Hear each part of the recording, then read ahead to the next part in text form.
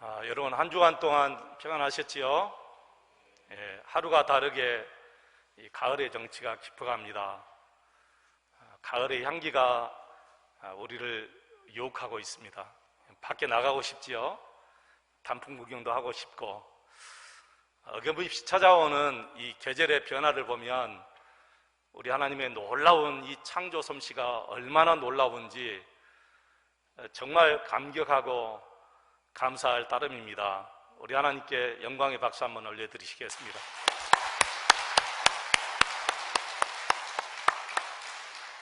여러분, 하무 11홍이라고 했습니다. 이렇게 활짝 핀 꽃도 역시 10일가지 못하지요. 꽃은 시들 것이고 또 단풍에 모든 것도 다 떨어질 것이고 우리 인간도 역시 무너질 때가 분명히 있을 것입니다. 세상의 모든 것은 이렇게 다 변하고 또 변하고 또 변해갑니다. 그러나 변하지 않는 것이 하나 있습니다. 바로 우리 하나님이시고 하나님의 말씀입니다. 세상 모든 것은 다 변해도 우리 하나님만큼은 변하지 않습니다. 히브리서 13장 8절 말씀 보시면 예수 그리스도는 어제나 오늘이나 영원토록 동일하시도다 라고 말씀하셨습니다. 여러분, 변하는 세상, 이렇게 변화무쌍한 세상을 의지하지 마시고 영원히 변하지 않는 우리 하나님을 사랑하시고 우리 하나님만 의지하시는 저와 여러분 되시기를 축원합니다. 오늘은 하나님은 살아계시다라는 제목으로 같이 은혜를 나누겠습니다. 하나님은 살아계시다. 우리 인간은 몇 사람만 모여도 권세가, 권력이 주어집니다.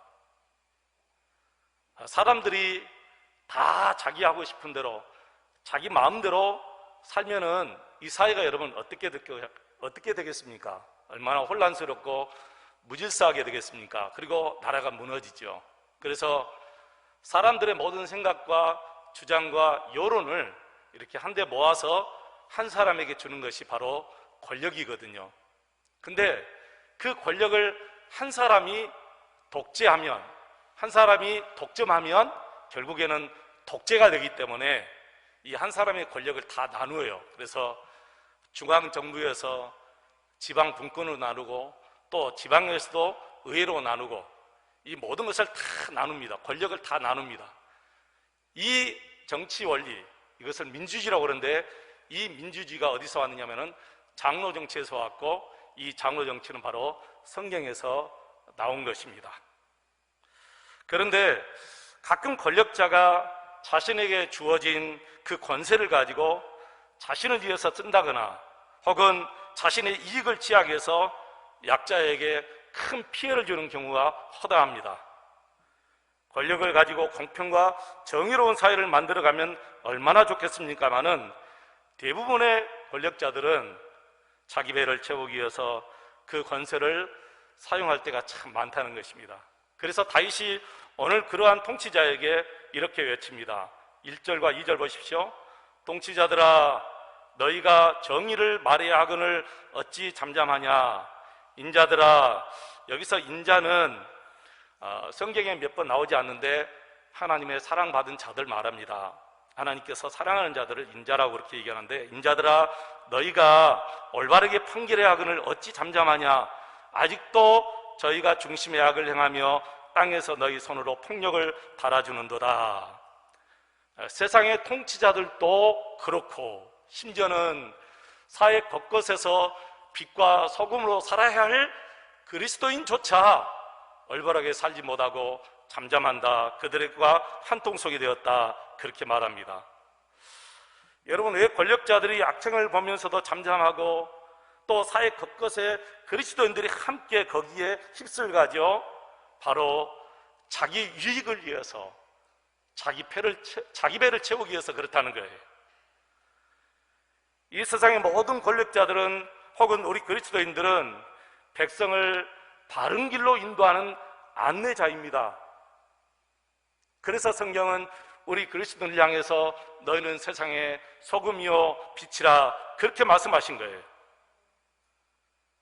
우리 모든 그리스도인들은 우리가 있는 것에 있어서 모든 사람을 바른 길로 인도하는 안내자요, 또 권력을 가지고 있는 통치자들 역시 모든 백성을 올바르게 갈 수 있도록 인도하는 안내자다, 그렇게 말합니다. 우리 하나님은 우리 인간에게 성공의 대가로 권력을 주신 것이 아니라 백성을 섬기라고 권력을 주었거든요. 근데 이것을 지금 바꿔치기 하는 거예요. 다 자기 배를 위해서, 다 자기 유익을 위해서 그 권력을 사용합니다. 마가복음 10장 42절 44절 말씀 한번 읽어보실까요? 우리 같이 한번 읽어보겠습니다. 예수께서 불러다가 이르시되 이방인의 집권자들이 그들을 임으로 주관하고 그 고관들이 그들에게 권세를 부리는 줄을 너희가 알거니와 너희 중에는 그렇지 않을지니 너희 중에 누구든지 크고자 하는 자는 너희를 섬기는 자가 되고 너희 중에 누구든지 으뜸이 되고자 하는 자는 모든 사람의 종이 되어야 하리라. 아멘. 여러분, 권력자들은 두 부류로 나눌 수 있죠.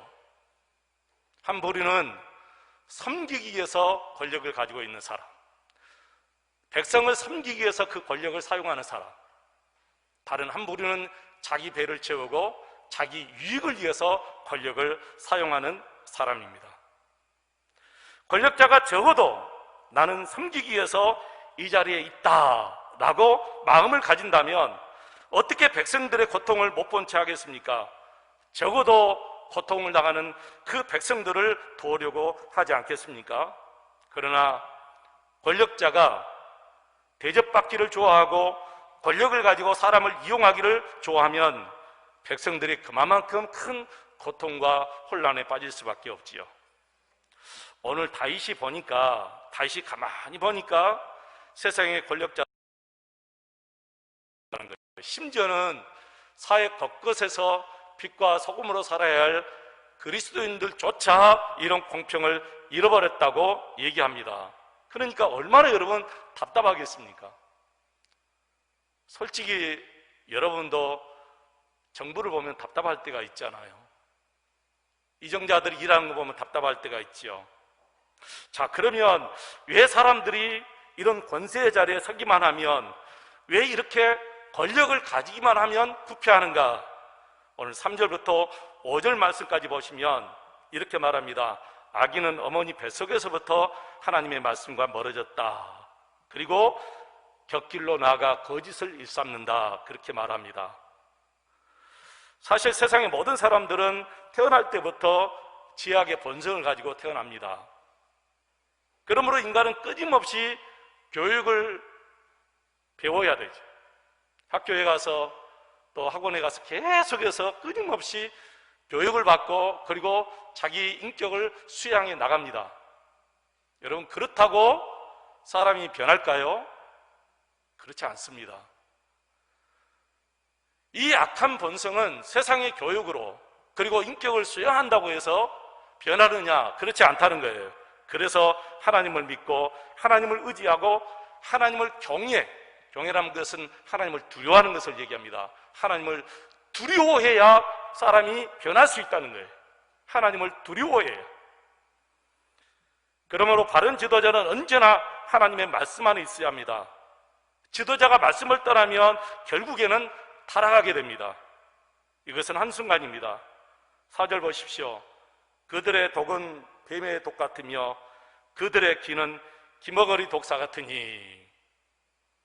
통치자 마음에 백성에 대한 사랑과 긍휼이 없으면 백성들의 마음을 아프게 하는 것입니다. 백성들이 소리소리 지르며 도와달라고 해도 기머거리처럼 아예 듣지를 않습니다. 그때 백성들이 하늘을 향해서 호소하는 것이죠. 성경에 보니까 아벨이 형 가인에게 살려달라고 예언하지만 가인은 아벨을 돌로 쳐 죽였습니다. 나중에 하나님께서 가인에게 이렇게 말합니다. 아벨의 피가 하늘을 향해서 호소한다. 아벨의 피가 땅에서 하늘을 향해서 호소한다는 거예요. 그래서 결국은 하나님이 심판을 하시는 것이죠. 그래서 다윗도 오늘 6절 말씀부터 10절까지 보면 악한 자들을 하나님 이렇게 심판해 주십시오라고 간구하는 것을 우리가 봅니다.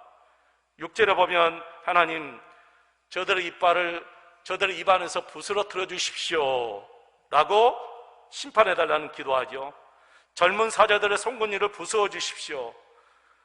저들을 빠르게 흐르는 급류처럼 휩쓸려 가게 해주십시오. 겨누는 화살이 꺾인 화살이 되게 해주십시오. 움직일 때는 녹아내리는 달팽이같이 해주십시오.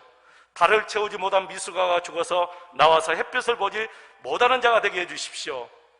가시나무에 불이 가마를 뜨겁게 하기 전에 이미 바람에 휩쓸려 가게 해주십시오. 의로운 사람이 악인이 당하는 보복을 반드시 목격하고 기뻐하게 해주십시오 라고 다윗이 하나님 앞에 심판해 달라는 기도를 하는 거예요. 여러분 좀 통쾌하시죠?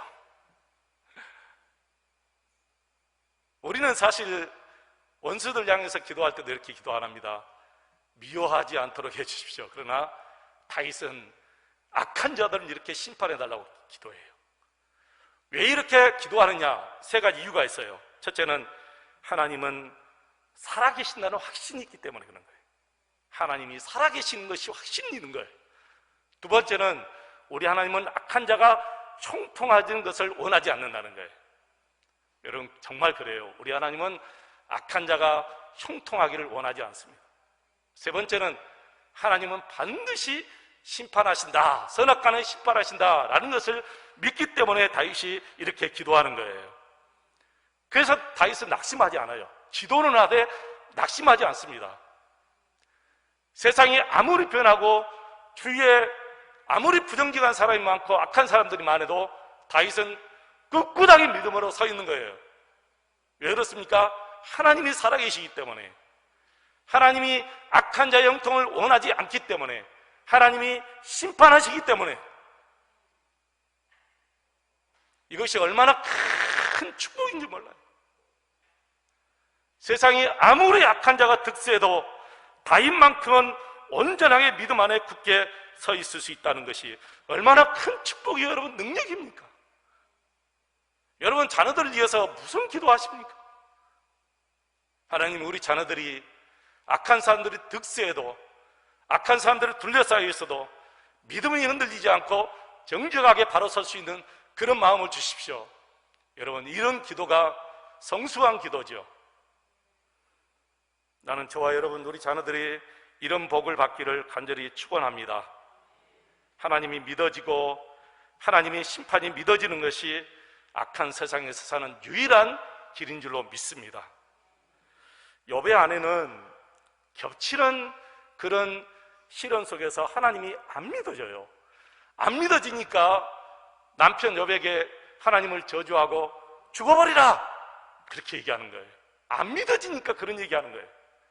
하나님이 믿어지면 어떻게 남편에게 그렇게 악담을 퍼부을 수 있겠습니까? 그러나 욥은 하나님이 믿어지니까 그렇게 못하는 거예요. 하나님이 믿어지는 것하고 하나님이 믿어지지 않는 것이 이렇게 엄청난 차이를 주는 거예요, 여러분. 스데반 집사님은 돌에 맞아 죽으면서도 돌을 던지는 자들을 향해서 하나님 저들을 용서해 주십시오 라고 저들의 용서를 빌었어요. 왜 그래요? 하나님이 보이기 때문에, 십자가에 달려 죽으시고 부활하신 그 하나님께서 저 천국에서 자신을 영접하는 것을 보기 때문에 그렇게 기도하는 거예요, 여러분. 요셉도 마찬가지입니다. 형들이 요셉을 노예로 팔아버렸습니다. 우리는 실감이 되지 않지만 노예로 팔렸다는 것은 죽는 날까지 노예로 살다가 죽는 거예요. 누가 요셉을 돈으로 사가지고 해방시켜주기 전까지는 요셉은 자유로운 사람이 될 수 없어요. 그러니까 그 길이 여러분 죽음보다 못한 길이죠. 여러분 그것뿐입니까? 남의 집에 또 종으로 팔려갔습니다. 심지어는 억울하게 누명을 쓰고 감옥에 갇혔습니다. 감옥에 들어가면 죽어서 나올 수도 있잖아요. 그러나 요셉은 하나님이 믿어지니까 어떻게 합니까, 여러분? 하나님이 믿어지니까 낙심이 안 되는 거예요. 하나님이 믿어지니까 자신에게 누명 씌운 사람을 용서할 수 있고, 하나님이 믿어지니까 형들에게 보복하지 않고 형들을 용서할 수 있는 거예요, 여러분. 악한 세상에서 하나님을 믿는 믿음이 이렇게 엄청난 힘을 발휘하는 거예요. 저와 여러분, 우리 자녀들이 그렇게 되기를 축원합니다. 다니엘의 세 친구들도 마찬가지지요. 여러분, 하나님이 믿어지는데 어떻게 하죠? 하나님이 믿어지니까 사자굴 속에 들어가는 걸 뻔히 알면서, 영광로 속에 들어갈 걸 뻔히 알면서도 하루에 3번씩 창문을 열고 기도할 수가 있었던 거예요. 하나님이 믿어지니까 그렇게 된 거예요. 여러분, 오늘 다윗도 마찬가지죠. 하나님이 믿어진데 여러분 어떻게 합니까? 사울왕이 다윗을 죽이려고 그렇게 혈안이 되어 있지만 하나님께서 막으니까 사울왕이 다윗을 못 죽여요. 다윗은 그걸 알아요. 자신이 능력이 있어서 사울왕을 피할 수 있다는 것 아니라 하나님이 나를 당신의 생명싸개로 보호하신다는 것을 다윗이 알아요. 그래서 사울왕을 2번이나 죽일 수 있는 절호의 기회가 있었지만 다윗은 사울왕을 죽이지 않아요. 하나님이 믿어지니까 자신이 처리하지 않고 하나님께 맡겨드리는 거예요. 그래 나중에 하나님이 처리하잖아요. 만약에 다윗이 너무너무 힘들고 고달퍼서 자신의 생각대로 사울왕을 자기가 자신이 처단했다면 나중에 다윗은 통일 이스라엘 나라 왕이 될 수가 없어요. 절대로 못 됩니다. 어떻게 왕 될 사람이 백성을 죽입니까? 그러니까 다윗은 하나님이 믿어지니까 하나님께 다 맡기는 거예요. 얼마나 이 믿음이 고귀하고 얼마나 이 믿음이 하나님 앞에 기쁨을 드리는지 몰라요. 하나님이 그 모습을 보고 얼마나 여러분 기뻐하겠어요. 아, 다윗 너가 나를 믿는구나. 네가 네 생각대로 처리하지 않고 나에게 맡기는구나. 다 합니다, 여러분. 여러분도 그렇게 하셔요. 하나님이 믿어지면 여러분 생각대로 처리하지 마세요. 하나님께 다 맡기세요. 나에게 상처 주는 사람, 나를 괴롭히는 사람, 나에게 해코지하는 사람, 나에게 손해준 사람. 예전에 어떤 집사님, 어떤 권사님이 같은 교회에 계셨는데 같은 교회에 계신 집사님이 가구 장사를 하다가 너무 힘들어가지고 이 집사님에게 3천만 원, 저 권사님에게 4천만 원 다 이렇게 구해다가 다 도망가 버린 거예요. 얼마나 힘들겠습니까, 여러분? 돈 있는 사람이야 4천만 원 아무것도 아니지만은 우리야 4천만 원 어떻게 한순간에 만져볼 수도 없는 돈이잖아요. 근데 그 돈을 어떻게 여러분 장만했겠어요? 같은 교회니까 꾸어주고 빌려서 꾸어주고 했는데 그걸 가지고 도망가 버렸으니까 분이 쌓이는 거예요. 하나님께 맡기십시오. 하나님께 맡기십시오. 하나님께서 맡기시면 다시 돌아와서 주실 수도 있고 하나님께 맡기면 다른 사람을 통해서 집사님께 주실 수 있고 하나님께 맡기십시오. 절대로 집사님이 하려고 하지 마세요. 쫓아가서 받으려고도 하지 마시고 하나님께 맡기십시오 그랬어요. 하나님이 믿어지면 하나님께 맡기는 것이고 하나님이 믿어지지 않으면 쫓아가서 멱살 잡고 따지고 싸우고 돈 내놔 할 것이고 그렇다고 받게 되면 좋지만은 그렇게 해서 받으면 또 얼마나 힘들어요, 여러분. 그러니까 하나님께 맡기라 했어요. 하나님께 맡기니까 하나님께서 다 주시는 거예요. 다시 돌려주시는 거예요. 너가 나를 믿는구나. 너가 나를 믿고 나에게 맡기는구나. 나는 저와 여러분이 하나님이 믿어지니까 정직하게 사시기를 축원합니다. 나는 저와 여러분이 하나님이 믿어지니까 원수까지 사랑하게 되시기를 바랍니다. 하나님이 믿어지니까 여러분 뜻대로 되지 않아도 기다리시고 인내하시길 바랍니다. 하나님이 믿어지면 하나님께 맡깁니다. 내가 처리하려고 달려들지 않습니다. 이런 하나님 자녀들에게 하나님께서 반드시 복을 주시는데 여러분 11절 말씀 같이 한번 읽겠습니다. 11절입니다. 그때 사람의 말이 진실로 의인에게 갚음이 있고 진실로 땅에서 심판하시는 하나님이 계시다 하리로다. 아멘. 진실로 의인에게 갚음이 있고 하나님이 갚아주신다는 거예요. 그리고 하나님은 살아계시는구나, 이걸 다 알게 해주신다는 거예요. 깨닫게 해주신다는 거예요. 악한 자의 형통함을 부러워하지 마시기 바랍니다. 여러분을 괴롭히는 사람들을, 여러분의 마음속에 분노를 갖지 마시기를 바랍니다.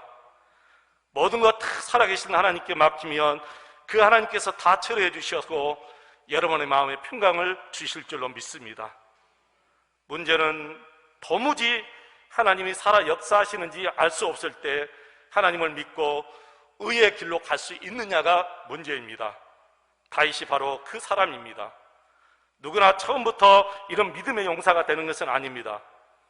앞으로 여러분에게 어떤 시련이 올지 우리는 모릅니다. 심지어는 순교할 수 있는 상황이 올 수도 있습니다. 그러한 때 여러분은 담대하게 나는 그래도 어렵게 살겠습니다, 하나님은 살아계십니다, 이렇게 담대하게 선포할 수 있느냐, 그 말입니다. 이 믿음을 우리가 준비해야 됩니다. 이 믿음을 우리가 준비해야 돼요. 여러분, 세계 제2차 대전 때 독일 군인들이 유대인들을 얼마나 많이 학살했는지 몰라요. 여러분 아실 거예요. 정말 유대인들이 너무너무 많이 죽었습니다. 폴란드 아우슈비츠에서 사람들이 그 감옥에서 얼마나 많이 죽어갔는지 몰라요. 가스실에서 죽어갔습니다. 하루는 이런 소문이 돌았습니다. 크리스마스가 되면 해방받을 것이다. 이 소문이 도니까 이상하게 죽어가는 사람의 수가 적어진 거예요. 왜 그러죠? 믿음 때문에 그러는 거예요. 크리스마스가 되면 우리가 해방받을 것이다, 이런 소문이 도니까 갑자기 하루에 막 100명씩 죽어갔는데 50명으로 뚝뚝 떨어지는 거예요. 그런데 크리스마스가 지나도 여전히 감옥에 있고 죽어가는 사람은 또 더 많아지는 거예요. 해방이 안 되고 자유가 주어지지 않으니까 예전처럼 또 죽어가는 사람이 더 많아지는 거예요. 믿음이 무너져 버리니까 그러는 거예요. 사랑하는 성도 여러분, 참 믿음은 이것이 참 믿음이 아닙니다. 믿음은 막연히 좋은 날이 올 것이다, 이게 믿음이 아니라 어떤 상황 가운데서도 우리 하나님은 나와 함께 계시다, 이걸 믿는 것이 진짜 참 믿음이에요. 여러분이 그걸 아셔야 됩니다. 이걸 모르니까 사람들이 시련이 오래가고 환난이 오래가면 어렵고 심지어는 아예 믿음까지 저버리는 사람들이 분명히 있습니다. 강화도에 에덴교회가 있는데요, 그 에덴교회가 어느 해 필리핀 단교 선교를 떠나서요, 그런데 재정을 맡은 분이 그 재정 지갑을 잃어버린 거예요. 돈 지갑을 잃어버렸어요. 어떻게 합니까 여러분? 얼마나 당황스럽고 힘들겠습니까? 그러니까 리더자가 그랬답니다. 우리 주머니에 있는 거 다 내놓읍시다. 절대로 누구 원망하지 마십시다. 불평하지 맙시다. 불평할 수 있지요. 왜 간수를 못해서 잊어버렸느냐, 그 돈이 어떤 돈인데 이제 앞으로 우리가 어떻게 선교하라고 잊어버렸느냐, 불평할 수 있지만 리더자가 마음을 딱 잡고 말했대요. 누구도 불평하지 마십시오. 누구에게도 원망하지 마십시오. 분명히 하나님의 뜻이 있을 것입니다. 그러면서 여러분이 혹시 쇼핑 가기 위해서 가져온 모든 돈, 주머니에 있는 것 단 1원도 남김없이 다 내놓으십시오. 그랬더니 한순간에 그분들 다 내는 거예요. 기쁘게 내는 거예요. 우리 그럽시다. 여기저기서 기쁨으로 다 넣어놔서 필리핀 단기 선교를 완전히 진짜 생각보다 더 잘 마치고 돌아갑니다. 돌아가는데 공항 가는 그 택시 안에서 어느 한 분이 뚫레뚫레 막 이 택시 안을 보다가 지갑을 찾은 거예요. 이 의자 밑에 끼워져 있는 그 지갑을 찾은 거예요. 여러분, 어떻게 그런 일이 있을 수 있겠습니까? 그렇죠? 이건 진짜 인간으로서 상상할 수 없는 일인데 이분들이 그런 생각을 가진 거예요. 야, 우리 주님 재림하신 것보다 더 기쁘다. 우리 주님 재림하신 것보다 더 기쁘다. 그래서 그 돈을 전부 다 그 부지 사용하는 것에 다 바치고 돌아와서 그랬답니다. 이것은 하나님이 하신 일이다. 그 돈을 가져갔다면 그 돈만 쓰고 우리가 선교에 집중하지 않고 쇼핑할 것도 생각하고 이것저것 다 생각할 텐데 하나님께서 하셨다. 여러분, 예수 믿는 사람들은 언제나 이 모든 것을 합력하여 선을 이루신다는 하나님을 믿는 것입니다. 그 자리에서 서로 불평하고 원망하고 당신 왜 재정을 그렇게 간수하지 못했느냐 그렇게 했다면 그 단기 선교는 여러분 생각도 하기 싫은 단기 선교가 될 거예요. 그런데 리더다 한 사람이 우리 다 함께 하나님을 바라보고 합시다. 어떤 상황에서도 우리의 믿음이 무너져서는 안 됩니다. 누구를 원망해서도 안 됩니다. 분명히 하나님의 선하신 뜻이 있습니다. 그 하나님의 선하신 뜻이 뭘까요?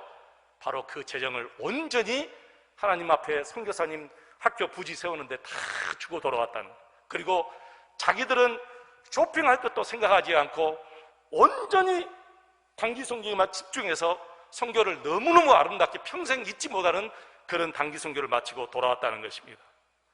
여러분, 그렇습니다. 우리 예수 믿는 사람들은 어떤 세상 속에서도 믿음의 사람들은 의롭게 정직하게 살아야 된다는 거예요. 흔들리지 않고 살아야 된다는 거예요. 우리는 이 세상에서 의롭게 살아야 됩니다. 의인으로 살아야 됩니다. 우리 주위의 악인들이 득세해도 그 가운데서 의로운 사람 한 사람이 저와 여러분이 되어야 됩니다. 아브라함이 소돔성을 이어서 드린 기도를 여러분 한번 생각해 보시기 바랍니다. 죄를 용서해 달라고 기도하지 않았습니다. 좋은 이정자를 주라고 기도하지 않았습니다. 아니면 악을 고쳐달라고 기도하지 않았어요. 하나님, 의인이 있으면 이 성을 어떻게 하시렵니까? 하나님께서 의인이 있으면 이 성을 내가 멸하지 않겠다. 아브라함이 아무리 찾아도 의인이 없어요. 하나님, 의인 40명만 있으면 어떻게 하십니까? 40명만 있어도 내가 멸하지 않겠다. 35명이 있으면 어떻게 하시렵니까? 나중에 30명, 20명, 10명까지 되어갔어요. 하나님, 이 성에 의인 10명만 있으면 하나님 어떻게 하시렵니까? 하나님께서 의인 10명만 있어도 내가 이 성을 멸하지 않겠다 라고 하나님께서 말씀하셨어요. 여러분 주위에 악인들이 득세해도 나 한 사람이 하나님 앞에 의롭게 살아야 된다는 것을 얘기하는 거예요. 그런데 여러분, 더 중요한 게 있어요. 그게 뭔지 아십니까? 바로 예레미야 5장 1절 말씀입니다. 정말 더 기가 막힌 말씀입니다. 우리 같이 한번 읽어보겠습니다. 너희는 예루살렘 거리로 빨리 다니며 그 넓은 거리에서 찾아보고 알라. 너희가 만일 정의를 행하며 진리를 구하는 자를 한 사람이라도 찾으면 내가 이 성읍을 용서하리라. 의인 10명이 아니라 여기서는 의인 한 사람만 있어도 이 예루살렘 성읍을 멸하지 않겠다는 거예요. 여러분, 저와 여러분이 의인 한 사람이 되어야 됩니다. 목포시에 의인 한 사람이 누구냐? 저와 여러분이 되어야 됩니다. 그러면 이 성을 멸하지 않겠다. 어떤 분들이 그럽니다. 세상이 다 이렇게 악하게 사는데 남은 왜 이렇게 꼭 의롭게 살아야 됩니까? 세상이 다 악한데 왜 이렇게 의롭게 살아야 합니까? 우리는 늘 이렇게 변명합니다. 의롭게 살 수 있는 능력이 없습니다. 그러나 여러분, 나와 함께 하시는 주님을 바라보시기 바랍니다. 내 힘에서 나오는 것이 아니라 나와 함께 하시는 주님에게서 그 능력이 나오는 것입니다. 늘 나와 함께 하시는 주님을 바라보는 눈이 열리기를 축원합니다. 문제가 아무리 커도 우리가 좌절하거나 낙심하지 않고 담대한 것은 세상의 악이 아무리 커도 그 문제와 그 악보다 더 크신 우리 하나님이 나와 함께 하시기 때문에 우리가 그 악한 세상에서 의롭게 살 수가 있는 줄로 믿습니다. 이런 믿음의 눈을 뜨시기를 축원합니다. 약속을 이루시는 우리 주님을 꼭 바라보시기를 축원합니다. 변함없이 우리 하나님께서 말씀하십니다. 나는 악한 자가 형통하는 것을 원하지 않는다. 반드시 의인에게 내가 갚아주고 복주리라. 11절 말씀 다시 한번 보겠습니다. 그때 사람의 말이 진실로 의인에게 갚음이 있고 진실로 땅에서 심판하시는 하나님이 계시다 하리로다. 그때, 여러분, 그때까지 잘 인내하시고 그때까지 우리 하나님이 갚아주신 그때까지 잘 참으시고 용서하시고 원수까지 사랑하시고 주위의 악한 자들이 아무리 득세해도 여러분만큼은 우리 모두가, 우리 자녀들이 의롭게 의인으로 반듯하게 서 있기를 주의 이름으로 축원을 드립니다.